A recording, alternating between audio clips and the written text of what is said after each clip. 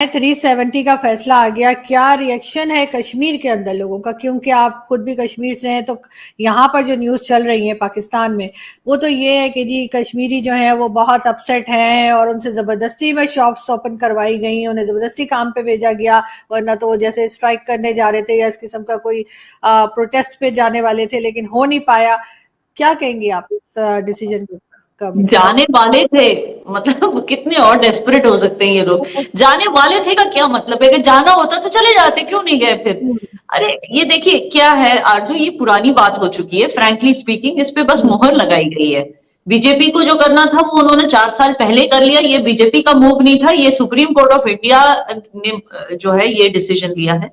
Supreme court में जिसने अर्जी लगाई थी, ठीक है, उनके और वही पॉलिटिकल पार्टी के कुछ लोग थे, एनजीओ के कुछ लोग थे जिन्होंने अर्जी लगाई थी, उनके और सुप्रीम कोर्ट के बीच का मुद्दा था ये। जो करना था बीजेपी ने उसको 4 साल पहले कर लिया। इस बार जो हुआ इससे मतलब मैं ये कह रही हूँ कि इसमें कोई पॉलिटिकल बात नहीं है।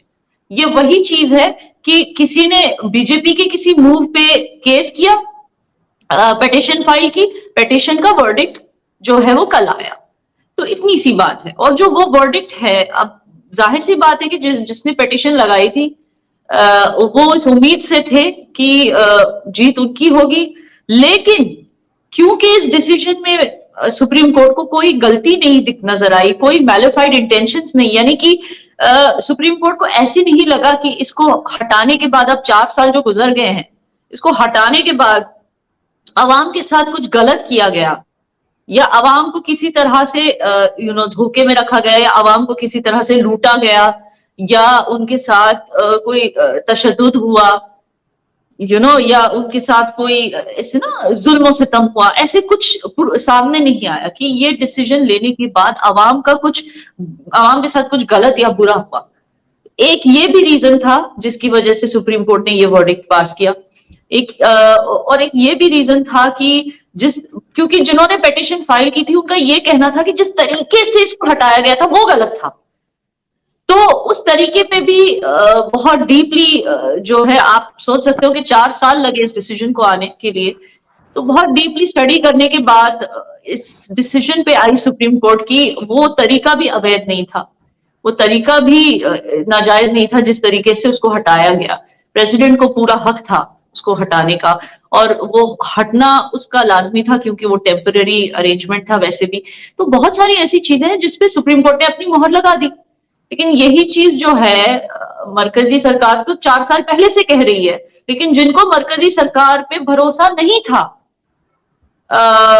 जो शायद खुद अपना एक नैरेटिव सेट करने की कोशिश कर रहे थे और खुद को सही दिखाने की कोशिश कर रहे थे, शायद ये उनकी हार है, लेकिन किसी भी तरीके से ये कश्मीरी आवाम की हार नहीं है। जी, मगर ये ज़रूर है कि वहाँ के जो लीडर हैं, यानी जो कश्मीरी लीडर्स हैं, बहुत प्रोमिनेंट तरीके से यहाँ पर भी उनकी बातें हुआ करती हैं। उनके कई वीडियो क्लिप्स जो हैं वो सोशल मीडिया पर हैं और आपने भी शायद देखे होंगे, जिसमें वो इस फैसले के बाद बात कर रहे हैं। आपको लगता है कि अब वो इस चीज़ को एक्सेप्ट कर लेंगे, या फिर जो यहाँ पर कहा जा रहा था कल पाकिस्तान के टीवी पे जो बातें की जा रही थी, जो एक्सपर्ट्स आए थे या जो कह लीजिए जिनको टीवी चैनल्स ने फोन पे ले रखा था, वो यही कह रहे थे कि अब वहाँ पे हंगामा होगा, वहाँ पे मारकाट होगी, या वहाँ पर लोग गायब कर दिए जाएंगे और किडनैप कर लिए जाएंगे, ये तक उठा लिए जाएंगे, ये तक वर्ड्स वो थे जो पाकिस्तान टीवी पे बोले गए।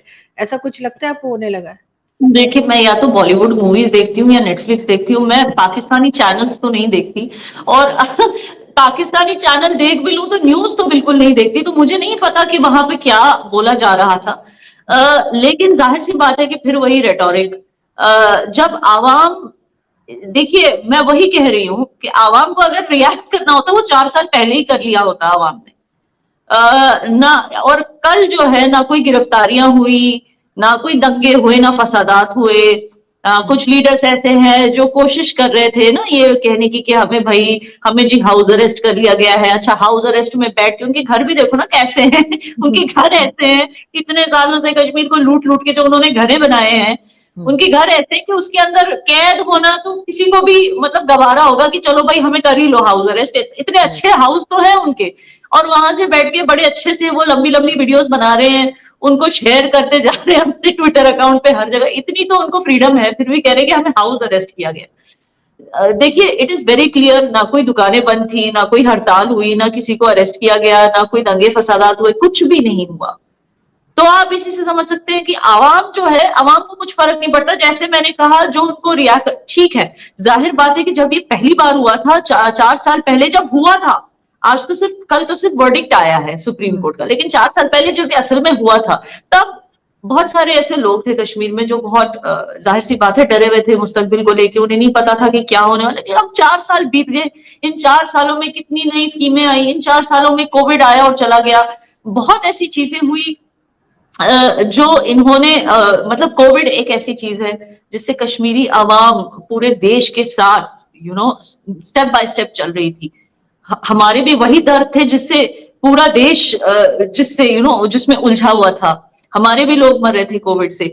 फिर वैक्सीन, हर किसी को वैक्सीनेशन, हर किसी तक वैक्सीनेशन पहुंचाना, ये सारी चीजें तुरंत इमीडिएटली आफ्टर 370 हटाने के बाद ये सारी चीजें शुरू हुई।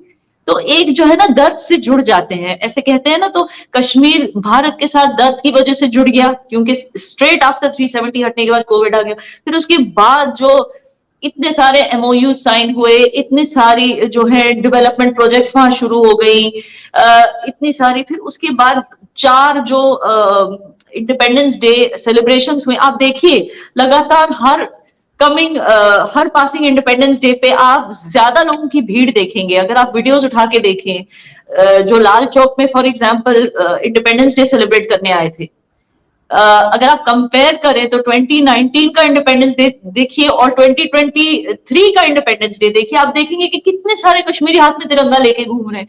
तो लोगों के दिलो दिमाग से 370 खत्म हो चुका है। ये सिर्फ जो एक अदालत का फैसला था, वो भी इसलिए कि कुछ पेटिशनर्स ने इसको और कई तो ऐसे लोग थे जिन्होंने पेटिशन डाली थी लेकिन अपना नाम हटा दिया अर्जी से, जैसे कि शैला रशीद, जैसे कि शाह फैसल, इन्होंने अपना नाम ही हटा दिया, क्योंकि ये इन 4 सालों में समझ गए कि ये तो हमारे अच्छे के लिए हो रहा है।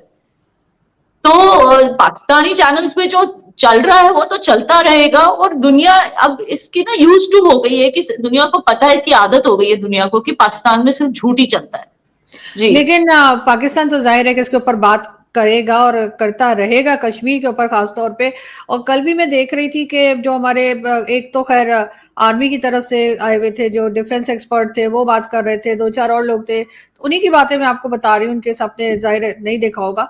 तो वो ये कह रहे थे कि जी जिधर भी पाकिस्तानी रहते हैं, चाहे वो पाकिस्तान के अंदर हैं, पाकिस्तान के बाहर हैं, उनको चाहिए कि इसके बारे में लिखें, ट्वीट करें, इसके बारे में शोर मचाएं। और यूनाइटेड नेशन में जाने की बात की जा रही थी। ये भी कहा जा रहा था कि जो मोदी जी की सरकार है वो भारत को हिंदुस्तान बना रही है। खैर ये चीज मुझे अभी तक समझ नहीं आई, कल से मैं सोच के मेरा दिमाग खाली हो गया कि इसका क्या मतलब है। हाँ, भारत बनाने का क्या मतलब है। नहीं, इंडिया नहीं बोला उन्होंने कहा हिंदुस्तान, उन्होंने वर्ड यूज किया, इंडिया भी नहीं कहा। और कहते उसको भारत बनाने, उनका मतलब ये था कि माइनॉरिटीज को खत्म किया जा रहा है, ये भी बोला। देखिए ये मैं आपको बता दूं, कुछ खत्म नहीं किया जा रहा है, लेकिन जहां तक पॉलिटिकल रिप्रेजेंटेशन की बात है, मैं आपको, एक तरीका होता है बोलने का, खत्म कुछ नहीं कर रहे, ठीक है ना। यहाँ कोई मुसलमान को मारा नहीं जा रहा है। जो मैं आपको बताऊं कि एक ही प्रॉब्लम है, वो ये है कि मौजूदा जो मरकजी सरकार है उनमें आप नहीं देखेंगे ज्यादा मुस्लिम चेहरे। ये एक प्रॉब्लम है। हाँ ठीक है, मीडिया में आ जाते हैं स्पोक्स पर्सन बन के, जैसे शहजाद पूनावाला, शाजिया इल्मी, वो भी पता नहीं आजकल दिखती नहीं, लेकिन आ जाते हैं कुछ जो ऐसे हैंडफुल। लेकिन अगर आप एमपीज की बात करें तो खताना साहब के अलावा मुझे और कोई दिमाग में नहीं आ रहा, ठीक है ना। तो मतलब इतने सारे उनके 300 से ज्यादा एमपीज हैं, लेकिन कोई मुस्लिम चेहरा नहीं है। तो ये चीज मैं मानती हूँ कि इनको एक स्ट्रॉन्ग मुस्लिम रिप्रेजेंटेशन की जरूरत है पार्टी में। ये इनको भी जरूरत है कि ये खुद भी जानते हैं कि है नहीं, क्योंकि शायद ये वो वजह हो सकती है कि कभी कभी, हर जगह नहीं, कुछ मुस्लिम इलाकों में उनको कम वोट्स पड़ते हैं बीजेपी को। ये एक एज अ पॉलिटिकल पार्टी ये उनकी अपनी स्ट्रगल है, ठीक है ना। लेकिन इसका ये मतलब नहीं कि वो जो है मुसलमानों को मारने के लिए, टारगेट करने के लिए निकले हुए हैं, ऐसा कुछ नहीं। अगर ऐसे होता तो मोनू मानेसर, जिसने खुद को जो गौरक्षक कहता था, उसको क्यों अरेस्ट किया। ऐसे में बहुत सारे आपको नाम बताऊंगी। एक सिंगर है वरुण बहार, ठीक है ना, उसने अपने गानों में कुछ इस्लाम की इंसल्ट की, उसको क्यों अरेस्ट किया। तो मैं आपको बता दूं कि ऐसे बहुत केसेस हैं जहां पर अगर किसी ने कोशिश की कि हिंदू और मुस्लिम्स के बीच में जो यूनिटी है उसको किसी ने खराब करने की कोशिश की, तो वहां पर जो है आरोपी को अरेस्ट कर लिया जाता है, चाहे वो हिंदू हो या मुस्लिम। 370 को लेकर भारत की सर्वोच्च अदालत के फैसले के बाद पाकिस्तान तिलमिलाया हुआ है। पाकिस्तान की अर्थव्यवस्था स्ट्रेचर पर है और पाकिस्तान की सरकार व्हील चेयर पर, लेकिन अब भी वो बाज नहीं आ रहा है। पाकिस्तान के कार्यवाहक विदेश मंत्री जलील अब्बास जिलानी को सुप्रीम कोर्ट के फैसले से जबरदस्त मिर्ची लगी है। जिलानी ने कहा, अंतर्राष्ट्रीय कानून भारत की 5 अगस्त 2019 की एक तरफा और अवैध कार्रवाई को मान्यता नहीं देता है। सुप्रीम कोर्ट के फैसले का कोई मूल्य नहीं है। जम्मू कश्मीर का मसला दशकों से संयुक्त राष्ट्र में है। इस तरह से कश्मीरियों का हक छीना नहीं जा सकता है। पाकिस्तान के कार्यवाहक विदेश मंत्री के अलावा पाकिस्तान के 2 पूर्व विदेश मंत्री भी तिलमिलाए हुए हैं। यानी पाकिस्तान की छटपटाहट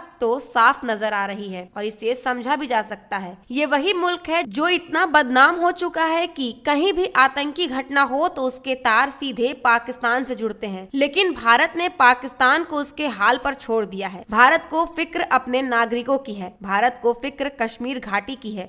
जो जमीन पिछले कई दशकों से आतंक की आग में जल रही थी, वहां अमन लौट रहा है। उस जमीन का कायाकल्प हो रहा है, क्योंकि कश्मीर के लोगों को खुद प्रधानमंत्री मोदी ने भरोसा दिलाया था कि अब कभी कश्मीर के नौजवानों को मुसीबत भरी जिंदगी नहीं जीनी पड़ेगी। और अब भारत के लिए कश्मीर की संपूर्ण संप्रभुता सुनिश्चित करना ही अगला मिशन है और वो बिना पीओके हासिल किए पूरा नहीं हो सकेगा। देश के गृह मंत्री खुद संसद में कहते हैं कि कश्मीर को लेकर उनका नजरिया थोड़ा तंग है। जब तक भारत की एक एक इंच की जमीन वापस नहीं मिलेगी, तब तक वो चैन से नहीं बैठेंगे।